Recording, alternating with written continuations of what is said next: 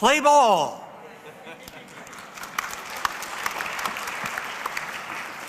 I bet that's music to the ears of you White Sox and Cubs fans, as well as Major League Baseball fans, when it was announced this past Thursday that the owners and players reached a deal to end the owner lockout and salvage a 162-game season. Fans have been sitting on the edge of their seats for months, wondering if there would even be a season this year. And so, let me tell you the story of a huge baseball fan named Joe Boyd.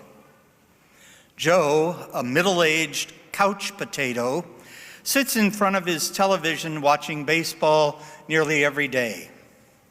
His beloved Senators are repeatedly defeated, as he puts it, by those damn Yankees.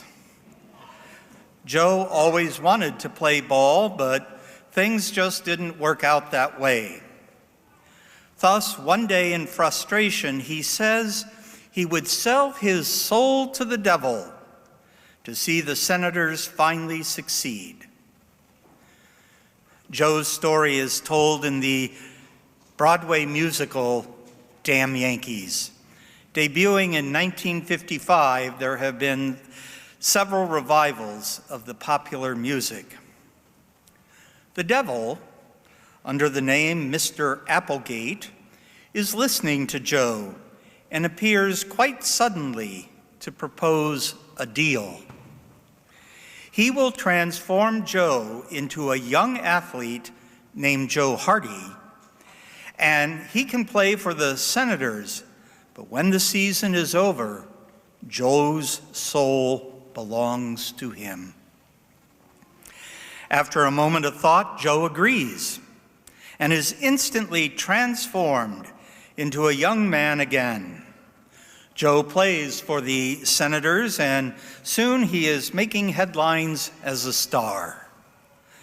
The Senators move up in the standings, and as the season draws to a close, the Yankees and the Senators are neck and neck for the pennant and a chance to go to the World Series.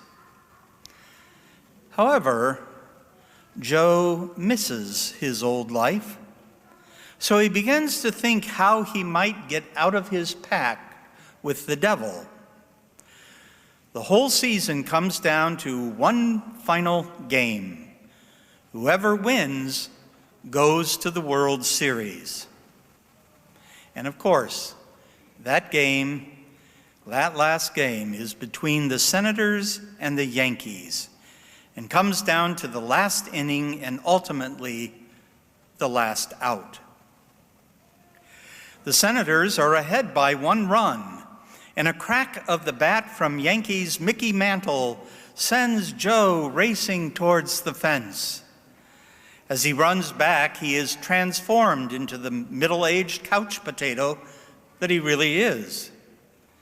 The devil is upset that Joe has broken his pact and wants to return to his old existence.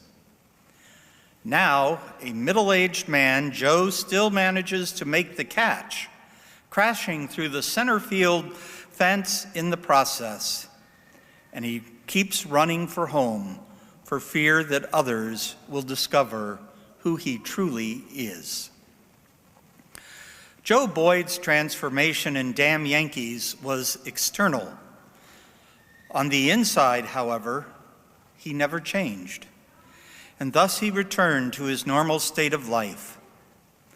Our readings today speak of our need, unlike Joe, to be transformed on the inside, where we can experience a permanent conversion to the Lord. In the gospel, we hear how Peter, James, and John are on the mountain with Jesus.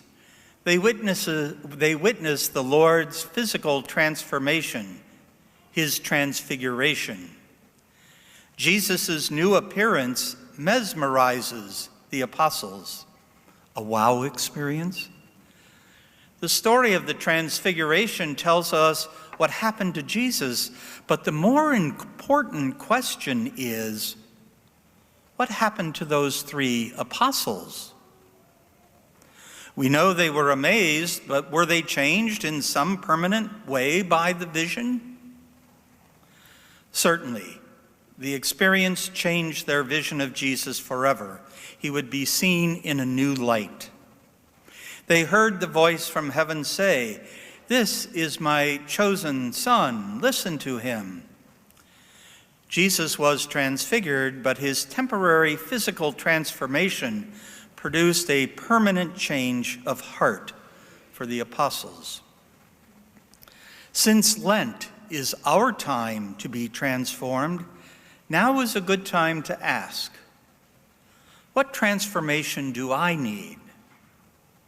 Some of our opinions and attitudes, even though we know them to be wrong, are difficult to change. They need the transformative power of the Lord. Most of us have some common fault into which we often fall. We need to work more diligently to transform our actions into words and words into something more Christ-like.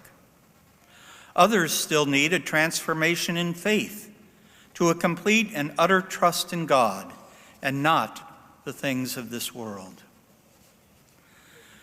Joe Hardy wanted to be transformed externally for a period of time, but we must be permanently transformed on the inside to a new and deeper understanding of our role in God's loving plan of salvation. May all the opportunities that we have to encounter God through people and events be transformative for us, so that we may live more rightly today and be brought to eternal life tomorrow. So,